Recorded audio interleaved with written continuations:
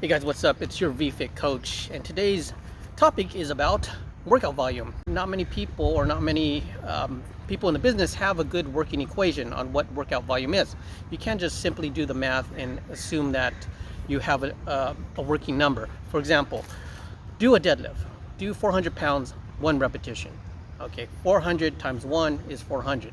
Now let's do 4 repetitions of 100 pounds. Both of them equal 400, right? So you can't just do simple math and assume that you have a working equation to measure workout volume. So in this video, we're going to break it down and give you good details on what equation actually works.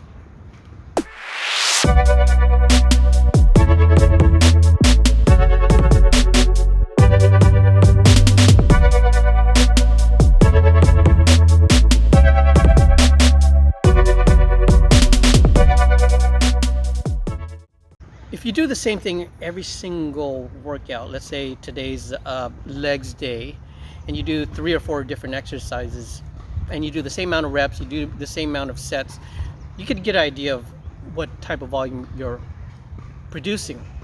However, when you have variation, let's say all the platforms are taken, I'm going to do a leg press instead of my squats today. You have these variations, and you have variations of reps as well. So for example, you may do 6 reps of a squat. Some days you'll be able to do 8 of the same weight. Sometimes you're going to change the weight. So all these variations add up, and if you don't do math in your head, you're not great doing math in your head, you're going to lose track of the volume that you do. But there's also other factors that you got to look into. One of the factors you got to look into is time under tension. So time under tension, how long does it take to do that reps? Now if you're doing CrossFit, you're probably going to do as fast as you can, so it may only take 1.5 seconds to do 1 repetition. However, if you're doing strength training, it may take 3 seconds. For example, if you're doing a bench press, 1 1000, 2 1000, 3 1000, okay, versus 1 1000. Time under tension makes a big difference.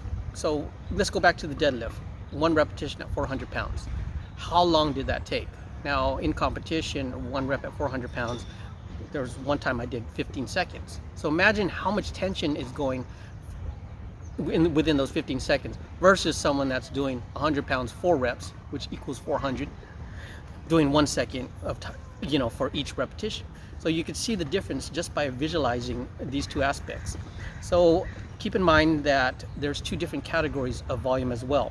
Now when you start adding up all your exercises, you have to determine how heavy is the load.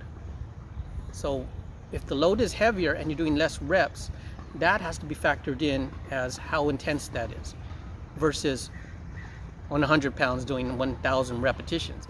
There has to be an equation that determines whether are you doing an endurance workout or are you doing a strength workout, are you doing a power workout.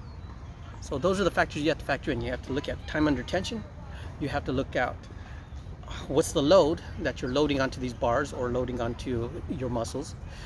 And once you have all these put together, you can get an idea of whether you are doing an endurance workout or you're doing a strength workout or a power workout.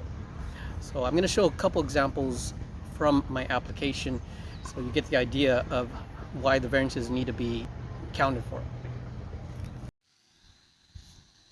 Okay, let's take a look at this graph. This is a graph from eFitX, my application, and the red represents strength, while the blue represents endurance. The orange is a representation of the total of both. Now, this is a client that's been training with me for 2 years, and her goal was weight loss. She lost around 25 pounds in the first 6 months. If you notice, her average was 20,000 in the first couple months. However, it started to trend up, and if you notice, the red started becoming more dense as we got into more heavy lifting. Okay, so this graph is actually mine. So if you notice, it was trending upwards for the first couple months, and then I started getting into competition, and this is where I kind of reduced some of the volume that I was doing so it didn't interfere with some of the competitions I was doing near the end of the year. This is a client. He's about 200, he weighs about 205 pounds. He is a cricket player, but also a recreational athlete. So he plays volleyball, he does a lot of other sports as well. But if you notice, he has a staggered pattern in the beginning. That's because we were doing a combination of heavy lifting and endurance training for the first couple months. And then we started going to heavy lifting for the rest of the year.